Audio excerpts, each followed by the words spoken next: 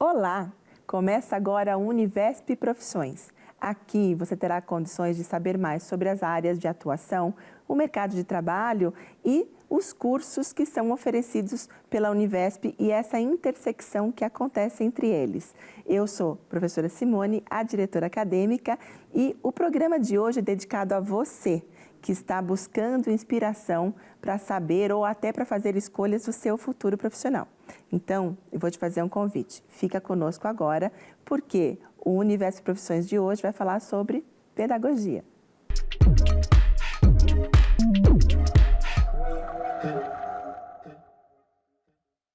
No Univesp de hoje, nós vamos falar sobre as possibilidades profissionais de um futuro pedagogo ou até do próprio pedagogo que deseja acompanhar as atualidades ou até mesmo mudar de profissão. Mas para isso, eu trouxe duas convidadas muito especiais que vão compartilhar com a gente a sua trajetória profissional. Então, primeiramente, eu gostaria de agradecer muito a presença de vocês. Para mim é uma honra poder compartilhar o Universo de Profissões com vocês, tá? Muito obrigada. Então, eu vou apresentar. Nós temos aqui, vamos começar com a Júlia, né? A gente tem a Júlia Tomchinski, que é diretora de educação, tá? De impacto social do programa Vila Sésamo, e a Adriana Cardoso, que está aqui do meu ladinho também, que é técnica em gestão pedagógica e pesquisa na EFAP. A EFAP, gente, é a Escola de Formação e Aperfeiçoamento dos Profissionais da Educação do Estado de São Paulo.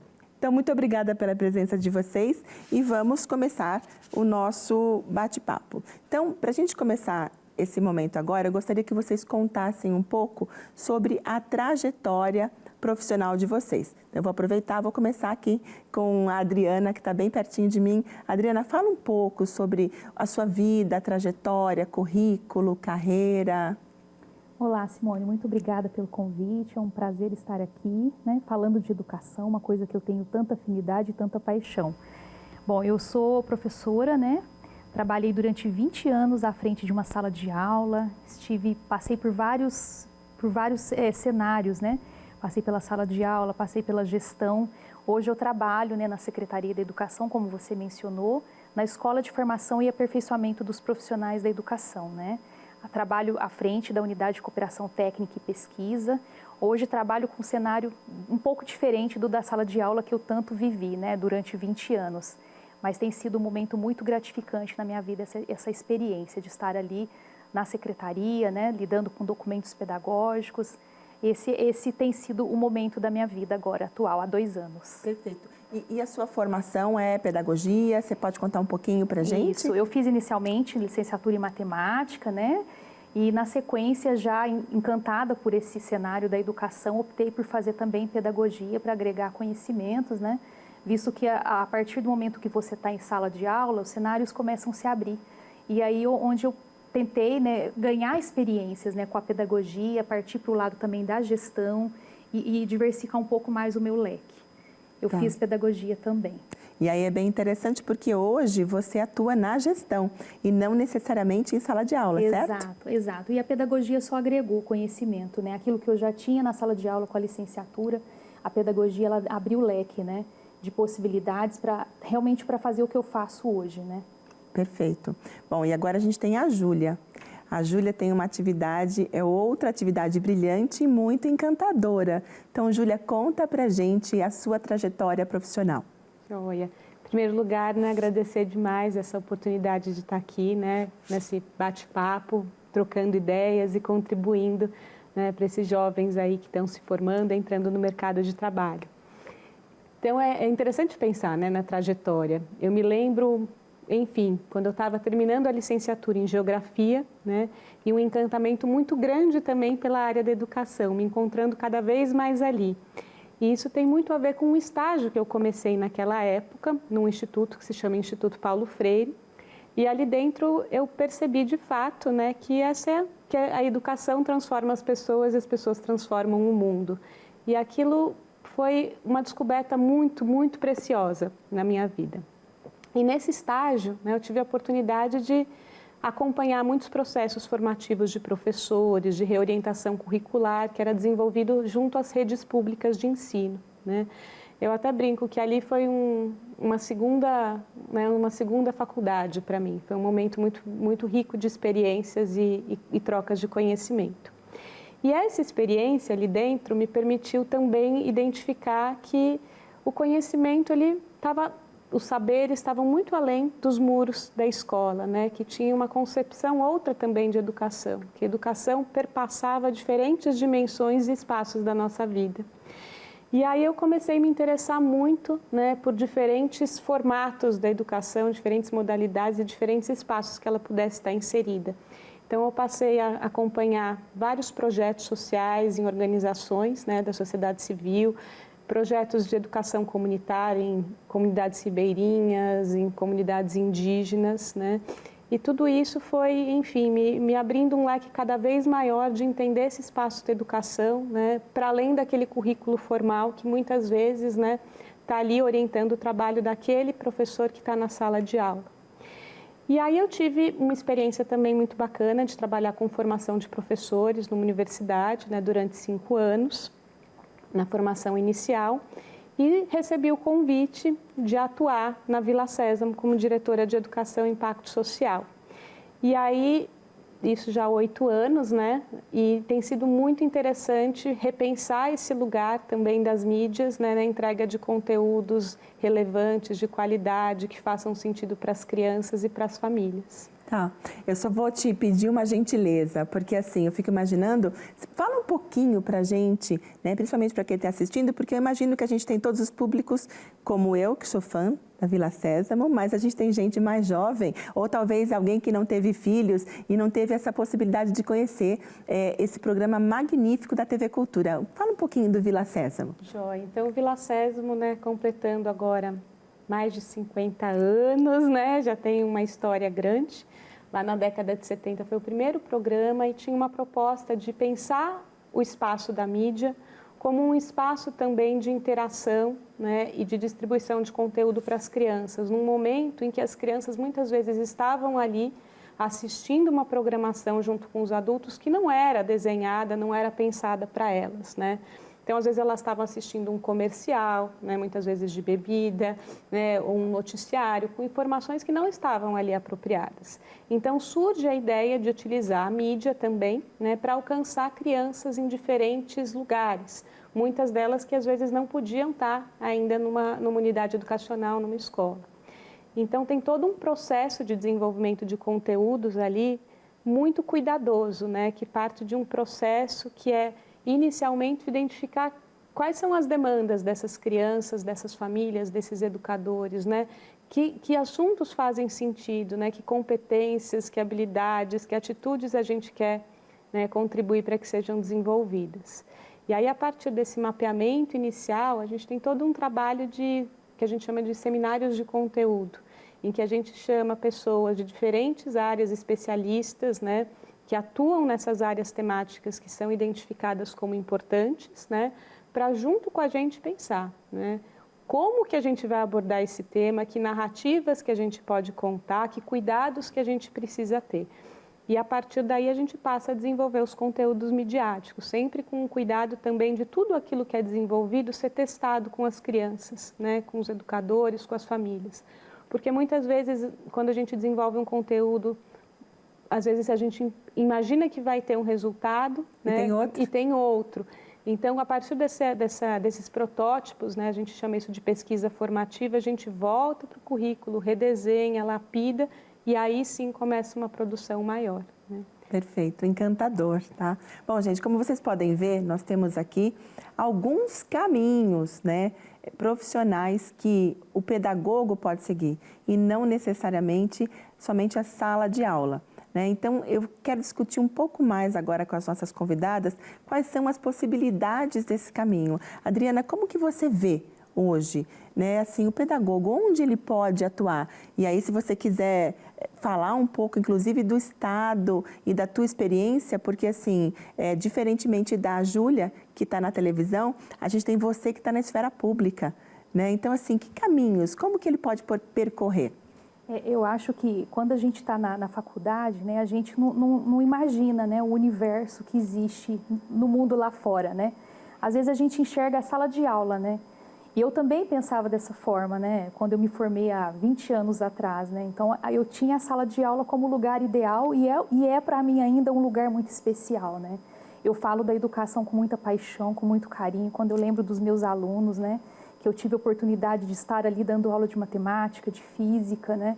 Foram tempos, assim, que vai ficar na minha história. Mas quando eu estava na sala de aula, eu não imaginava o que vinha por trás, o que tinha por trás de tudo isso, né?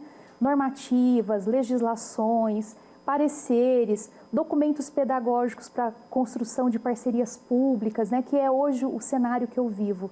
Então, hoje, quando eu cheguei na Secretaria da Educação, mais precisamente na Escola de Formação, que eu me deparei, né, com o nosso AVA, nosso ambiente virtual de formação, o desenho, né, das formações para alcançar todo nosso estado, né, mais precisamente o estado de São Paulo. Então, aquilo para mim foi assim um universo encantador, né? Da mesma forma como eu me encantei também pela sala de aula, pelos estudantes, eu vi um outro lado que também é necessário, né? Então, eu preciso de ter alguém que cuida da formação continuada, né? Assim como a universidade faz a formação inicial, nós precisamos também da outra ponta, né? Da formação continuada, porque o professor hoje ele precisa desses quatro cenários, né? Ele é formado enquanto ele é estudante da educação básica, né? Algo que a gente tem falado muito isso na secretaria, né?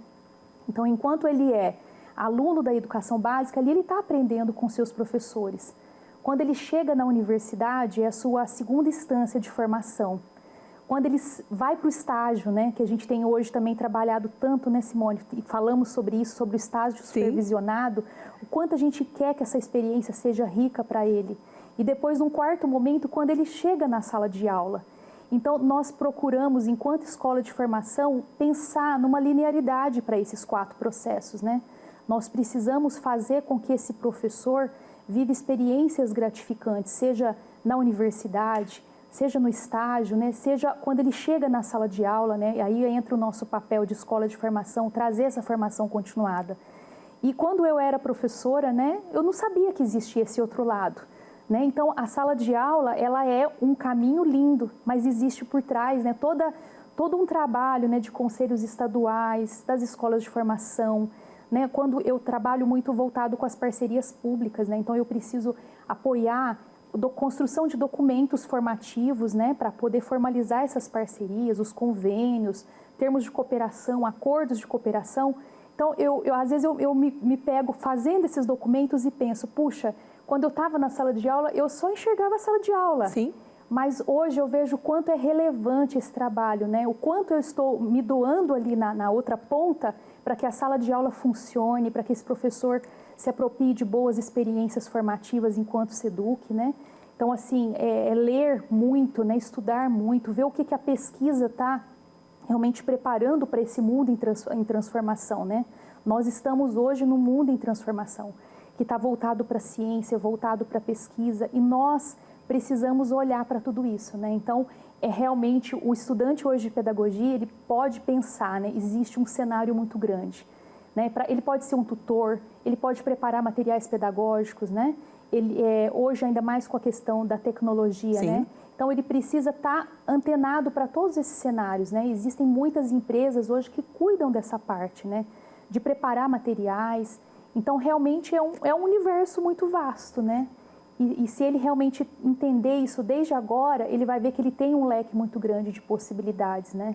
Sim. A sala de aula é um lugar especial, é um lugar lindo, é um lugar de crescimento, mas não é um único espaço, né? Então, hoje eu consigo me enxergar como educadora nesse espaço, né? De tentar preparar o melhor para esse professor também que está na sala de aula, né? E aí, quando você fala isso, eu penso na nossa experiência aqui hoje, na experiência da Júlia, e a gente diz assim, é como se fosse um bastidor, gente. E aí é muito bom olhar para o bastidor de uma Secretaria da Educação e conhecer um rosto que é o rosto da Adriana. Então, assim, eu imagino, e vocês me corrijam se eu estiver falando alguma bobagem, que a gente que fica nesse bastidor, né, a gente tem um trabalho muito árduo para que o professor em sala de aula possa, de fato, exercer a sua profissão, porque ele fica de frente. Então, hoje, por exemplo, nós 3 estamos aqui de frente para as câmeras, mas a gente se preparou no bastidor para chegar até aqui. Exatamente. Então, também tem esse bastidor na educação, né, Adriana? É isso mesmo. Eu acho que é a gente tentar fazer o nosso melhor, é olhar para o projeto que está para o país, para a educação, e tentar fazer com que esse professor, ele vivencie as melhores experiências, né? E para que ele vivencie essas melhores experiências, é preciso uma legislação, é preciso formação continuada, é preciso desenhos de formações que realmente vá de encontro com essas necessidades, né? Desse mundo em transformação. Sim. Então, é algo que a gente está sempre falando, né? Eu tenho lido muito Darlie Hammond, né? A professora linda, e ela escreveu um livro agora, que foi traduzido pelo Instituto Península e a Fundação Lema, e ela fala muito sobre isso, né? Preparando educadores para o mundo Sim. em transformação. E é isso que nós estamos fazendo na Secretaria, né? Estamos tentando usar de todas as nossas técnicas, trilhas formativas, né? Os desenhos de formação, para que, através dos nossos canais, né? Nós temos os canais pelo Centro de Mídias, então todo esse desenho de trajetórias para melhorar essa experiência desse professor, né? Que está lá na ponta, que está na sala de aula.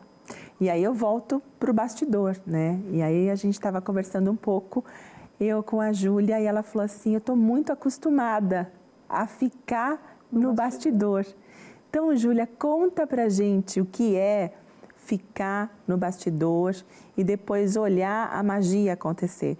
Porque a Adriana também vê a magia acontecer de uma forma diferente, né? Em toda a rede pública, e você vê a magia acontecer, vê o fruto do seu trabalho na TV. Então, conta pra gente, né? Quais são os caminhos de quem pode trabalhar em profissões diferentes como a sua e esses bastidores, como é?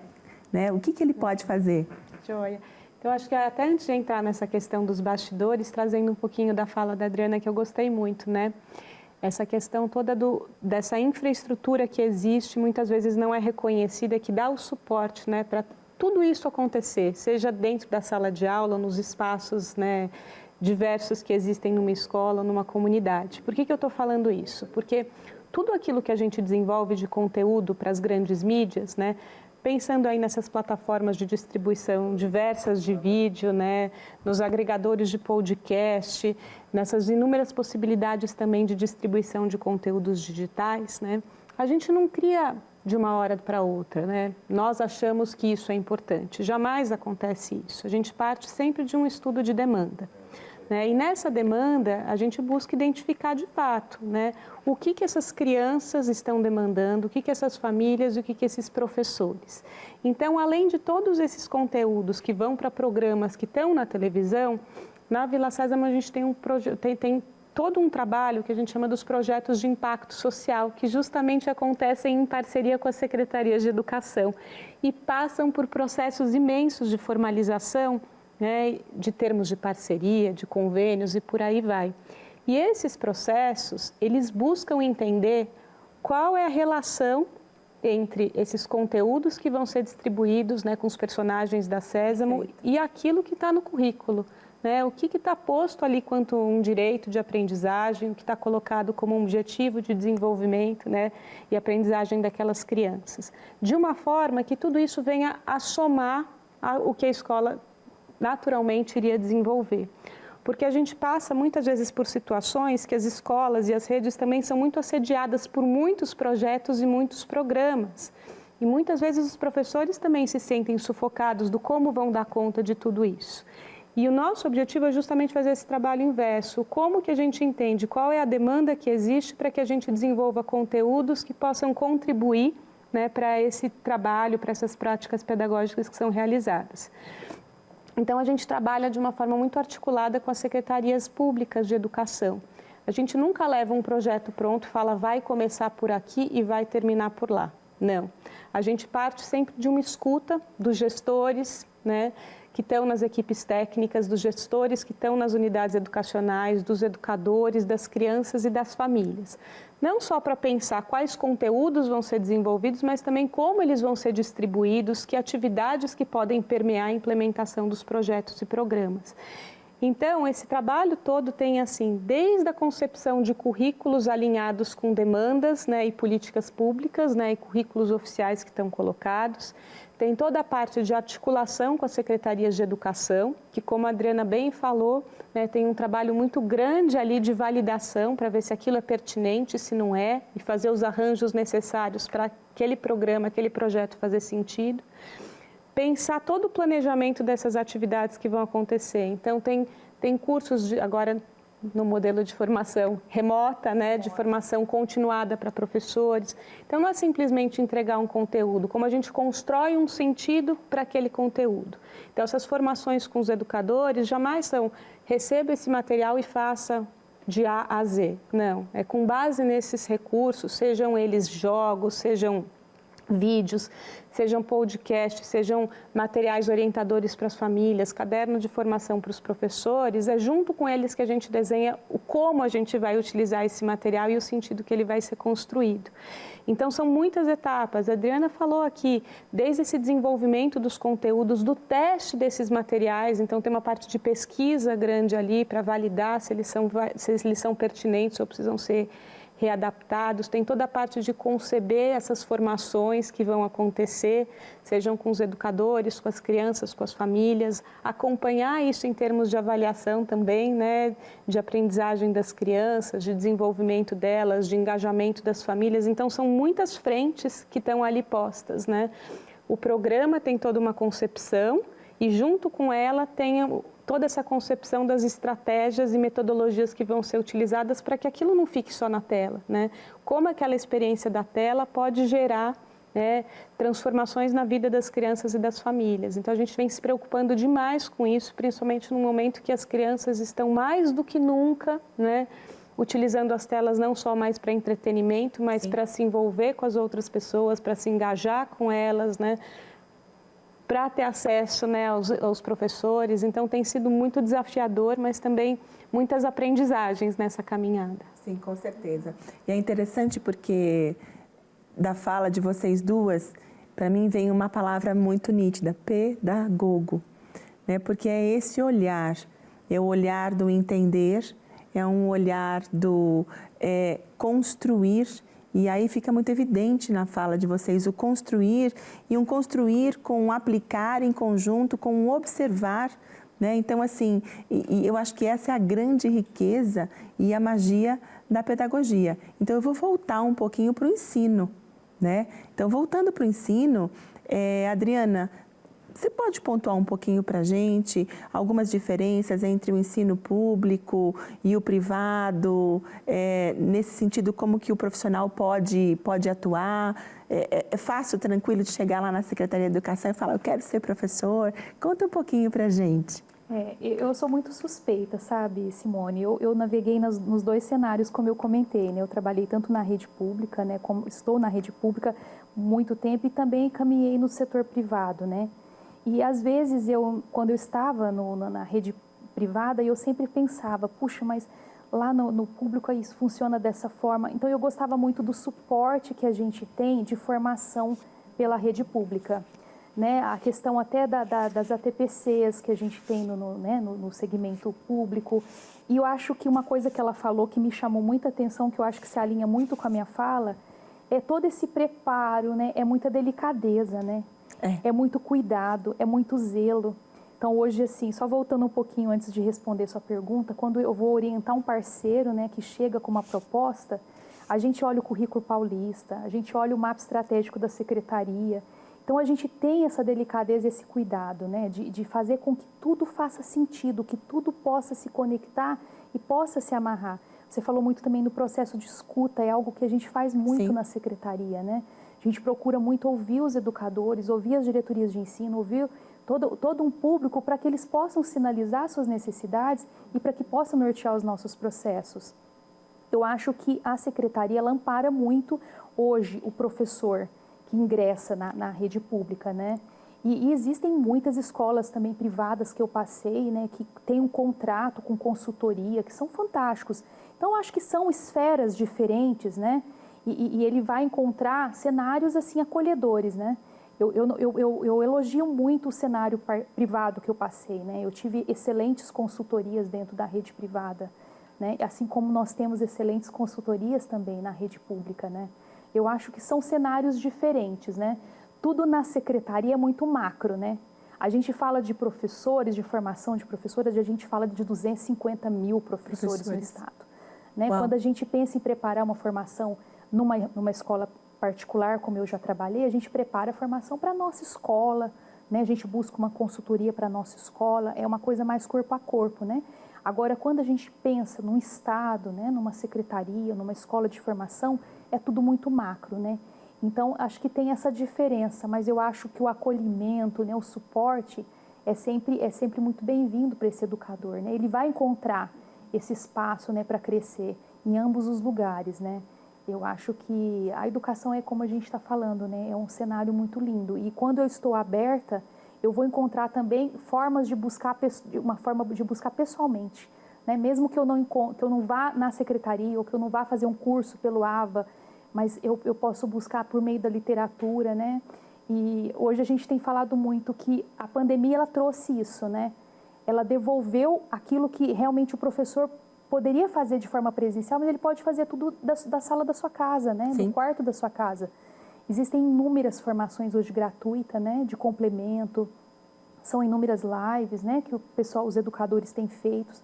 E eu acho que o espaço para o crescer, né?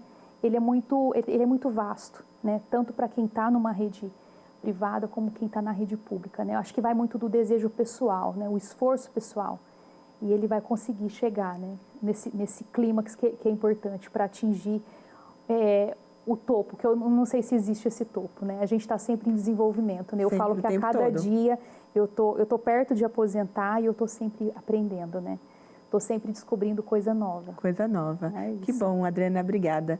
Eu vou chamar um breve intervalo, mas antes de eu chamar, eu queria guardar uma simples palavra da fala da Adriana que se chama delicadeza. Eu acho que a nossa profissão de pedagogia traz muito encantamento e ela traz muita delicadeza no olhar, no preparo e na pesquisa. Então, não vá embora, guarda essa palavra e eu volto já já.